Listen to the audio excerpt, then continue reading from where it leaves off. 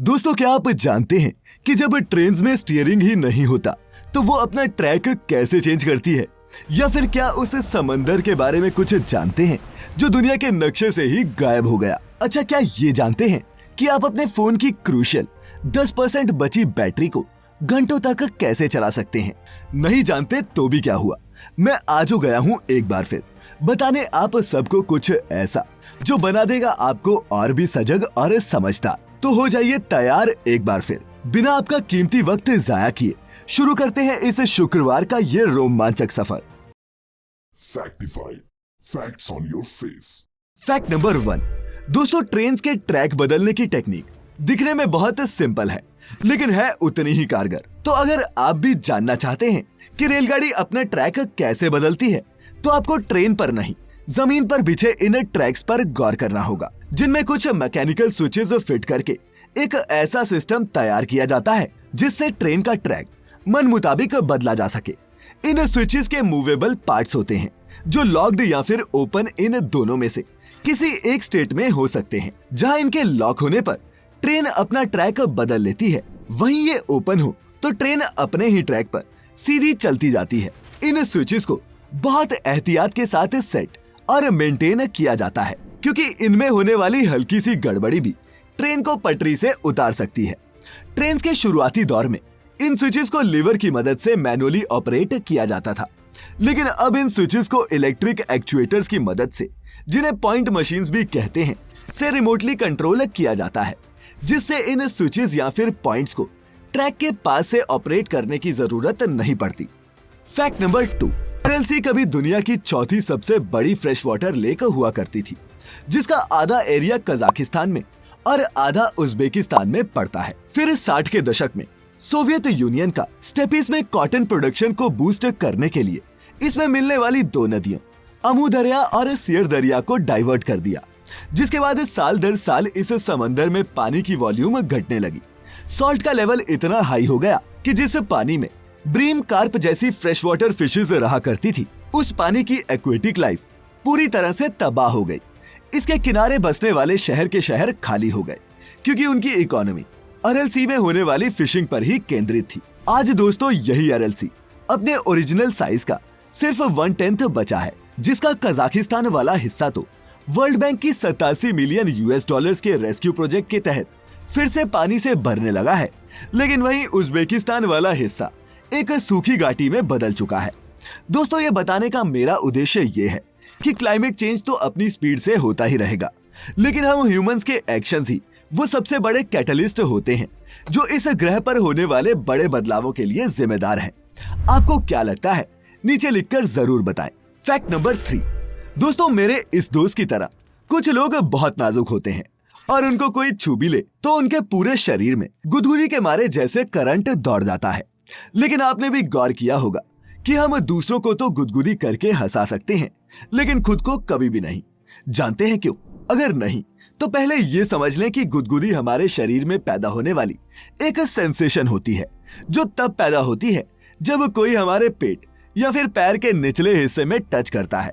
और इन हिस्सों में ही इसलिए क्योंकि यहाँ हड्डियां नहीं होती और ये बॉडी पार्ट्स सॉफ्ट और टच सेंसिटिव होते हैं। जैसे कि अगर आपके पेट पर कोई गुदगुदी करे तो आप हंसने लगेंगे, लेकिन वहीं ऐसा ही अगर आपके सर पर किया जाए तो आप शायद ही इसका कोई रिएक्शन भी दे। इसके अलावा दोस्तों, गुदगुदी का रिस्पॉन्स तभी स्टिमुलेट होता है जब इसे कोई दूसरा करे। अगर आप खुद को ही गुदगुदी करने की कोशिश करेंगे तो आपके ब्रेन को इसकी जानकारी पहले से ही होगी, और इस सरप्राइज एलिमेंट की गैर मौजूदगी में आप खुद को कितना भी गुदगुदा लें, आपको हंसी नहीं आएगी। Fact number 4। दोस्तों, अगर मैं आपसे पूछूं कि दुनिया में सबसे छोटा फ्रूट कौन सा है, तो आप में से कुछ अंगूर तो कुछ बेरीज जवाब में कहेंगे। लेकिन अगर मैं कहूं कि इस तस्वीर में दिखने वाली ये घास इस दुनिया का सबसे छोटा फ्रूट प्रोड्यूस करती है, तो आप क्या कहेंगे? ये है दोस्तों एशियन वाटरमील, जो सिर्फ दुनिया का सबसे छोटा फ्रूट ही नहीं, बल्कि दुनिया का सबसे छोटा फ्लावरिंग प्लांट भी है। इनमें से सबसे बड़े प्लांट्स भी इंच के 1/3 हिस्से से बड़े नहीं होते, माने कि एक थीफ एंट के आकार के, जो दुनिया की सबसे छोटी चींटियों में शुमार है। अब दोस्तों, ये प्लांट ही इतना छोटा है तो जरा सोचिए कि इस पर लगने वाले फूल और फ्रूट्स कितने टाइनी होते होंगे। खैर, साइज पर जाकर अगर आप ये सोचने लगे हैं कि इतने छोटे फ्रूट्स किसी काम आएंगे, तो बता दूं कि ये प्रोटीन से पैक्ड होते हैं। ऑमलेट, सूप्स और स्मूदीज में एक एक्सीलेंट इंग्रेडिएंट का काम भी करते हैं। इसकी न्यूट्रिशनल वैल्यू के चलते ही इसे कई साउथ ईस्ट एशियन देशों में कल्टीवेट भी किया जाता है। Fact number 5। दोस्तों, अक्सर हमारे मोबाइल की बैटरी तभी धोखा देती है जब हमें उसकी सबसे ज्यादा जरूरत हो, लेकिन ज्यादातर लोग ये नहीं जानते कि ऐसे कई छोटे छोटे हैक्स होते हैं जिससे आप अपने मोबाइल की क्रूशियल बैटरी को वेस्ट होने से बचा सकते हैं। इसमें से कुछ सबसे बेसिक टिप्स जो हैं वो ये हैं कि आप अपने मोबाइल की फंक्शनैलिटी को कंट्रोल करें। वाईफाई, ब्लूटूथ, लोकेशन और स्क्रीन रोटेशन जैसे सभी फीचर्स को तभी ऑन करें जब आप उन्हें इस्तेमाल कर रहे हो, क्योंकि इन फंक्शंस को बेमतलब ऑन रखने से इनके सेंसर्स के हार्डवेयर पावर कंज्यूम करने लगते हैं और आपकी बैटरी ड्रेन हो जाती है। दूसरा, बेफजूल पॉपअप होने वाली एप्स की नोटिफिकेशंस को बंद रखें। मोबाइल में उन्हीं एप्स को डाउनलोड करें जिनका इस्तेमाल करते हो। स्क्रीन को कम ब्राइटनेस पर रखें और लाइव वॉलपेपर्स और स्क्रीन सेवर्स लगाने से बचें। जब फोन की बैटरी 5% रह जाए तब उसे स्विच ऑफ कर दें और तभी ऑन करें जब उसका इस्तेमाल जरूरी हो। तो दोस्तों, इन कुछ टिप्स को अपनाकर आप अपनी आखिरी 10% बैटरी को भी लंबा चला सकते हैं। Fact number 6। दोस्तों, क्या आप जानते हैं कि समंदर की गहराई में एक जहाज के मलबे में से हिस्टोरियंस के हाथ एक ऐसी चीज लगी जिसे वो दुनिया का पहला एनालॉग कंप्यूटर बता रहे हैं। और जानते हैं ये कितना पुराना है? कम से कम 2000 साल पुराना। एक बंद संदूक में मिला ये मैकेनिज्म एंटीकथेरा नाम के ग्रीक आइलैंड के कोस्ट के पास मिला था और इसीलिए इसे नाम दिया गया एंटीकथेरा मैकेनिज्म। दोस्तों, ये डिवाइस न सिर्फ प्लैनेट्स और स्टार्स की सही पोजीशन का पता लगा सकता था, बल्कि ये सूर्य ग्रहण और भविष्य में पड़ने वाले ग्रह नक्षत्रों की कैलकुलेशंस करने में भी सक्षम था। हिस्टोरियंस के मुताबिक इसे एंशिएंट ग्रीक साइंटिस्ट ने डिजाइन किया था। लेकिन हैरानी की बात यह है दोस्तों कि ऐसे कॉम्प्लेक्स मैकेनिज्म्स का इतिहास हमें 15th सेंचुरी से पीछे देखने को नहीं मिलता। ऐसे में सवाल ये उठता है कि क्या वाकई में दुनिया में ऐसी एंशिएंट टेक्नोलॉजीज थी जो थी तो आज जितनी ही एडवांस्ड, लेकिन उन्हें मानव जाति ने भुला दिया। आपको क्या लगता है? नीचे लिखकर जरूर बताएं। Fact number 7। दोस्तों, आपको जानकर हैरानी होगी कि जिम कॉर्बेट नेशनल पार्क का नाम किसी एनवायरमेंटलिस्ट या फिर एनिमल लवर के नाम पर नहीं, बल्कि एक शिकारी और ट्रैकर जिम कॉर्बेट के नाम पर रखा गया था। और ऐसा इसलिए क्योंकि जिम कॉर्बेट ही वो हंटर था जिसने उस आदमखोर बाघिन को मारा था जो भारत और नेपाल में 436 लोगों की मौत के लिए जिम्मेदार थी।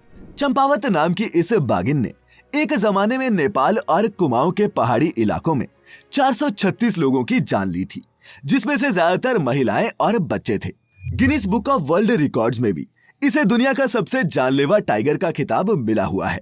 लेकिन दोस्तों, एक सच ये भी है कि शिकारियों ने आदमखोर बताकर हजारों टाइगर्स को मारा और उनकी खाल का सौदा किया, जिसके चलते हमारे देश में इनकी पॉपुलेशन 2006 में 1411 तक गिर चुकी थी।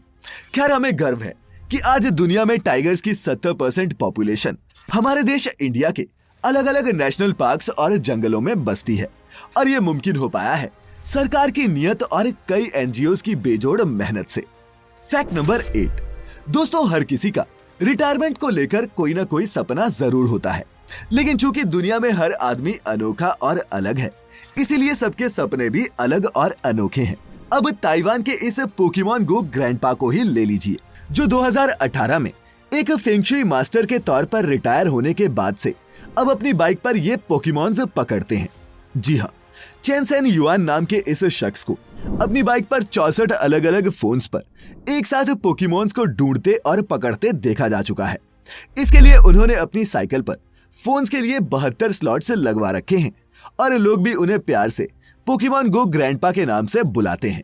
Fact number 9। दोस्तों, आज स्पेसएक्स और दुनिया की दूसरी स्पेस एजेंसीज के स्पेस मिशंस को देखकर हमें स्पेस ट्रैवल बहुत इजी और सुरक्षित लगने लगा है, लेकिन असल में ऐसे मिशंस में गड़बड़ी का मतलब फेलियर नहीं, मौत होता है।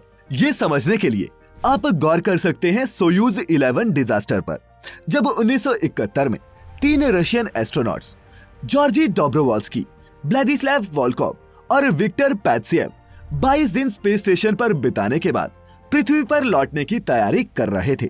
लेकिन तब तक सही से चल रहा ये मिशन तब डिजास्टर में बदल गया, जब अर्थ में री एंट्री की प्रिपरेशंस के दौरान ही क्रू कैप्सूल डीप्रेशराइज हो गया और ऑनबोर्ड तीनों साइंटिस्ट स्पेस में ही मारे गए।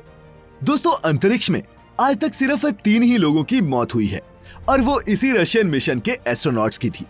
और दोस्तों, बातों ही बातों में अब वक्त हो चला है आज के आपके अपने योर ओन फैक्ट का, जो हमें भेजा है निखिल अरोड़ा जी ने। निखिल बताते हैं इस इंग्लिश मैस्टिफ डॉग के बारे में, जिसे ऑफिशियली इस दुनिया का सबसे बड़े साइज का डॉग होने का खिताब मिला हुआ है। दोस्तों, मैसिव शरीर वाले इस कुत्ते का नाम ज़ोर्बा था और इसे मिसेस प्रोसियर नाम की एक लेडी ब्रीडर ने ब्रीड किया था। ज़ोर्बा का ओनर लंदन, इंग्लैंड का रहने वाला था। देखने में ये किसी भी आम मैस्टिफ डॉग जैसा ही दिखता था, लेकिन इसके पास जाने पर आपको इसके विशालकाय शरीर का अंदाजा हो जाता। वर्ल्ड रिकॉर्ड बनाने के समय इसका वजन 155 किलो से भी ज्यादा था। वहीं इसकी हाइट 3 फीट थी और नाक से पूंछ तक की लंबाई अविश्वसनीय 8 फीट और 3 इंच। इन्हीं स्टैगरिंग स्टैट्स के बूते ज़ोर्बा को 1987 में Guinness book of world records में वर्ल्ड्स हेवीएस्ट डॉग के खिताब के साथ जगह मिली। खैर, इसी के साथ खत्म होता है हमारा आज का ये फैक्टिफाइंग एपिसोड। वीडियो अच्छी लगी हो तो अपने दोस्तों, क्लासमेट्स को इसके बारे में जरूर बताना। भाई का फेवर अपने आप हो जाएगा। मिलेंगे जल्द ही एक नई इंफॉर्मेटिव और मजेदार वीडियो में। तब तक अपना, अपने चाहने वालों का ख्याल रखें, खुश रहें और वीडियो पूरी देखने के लिए आपका बहुत बहुत शुक्रिया।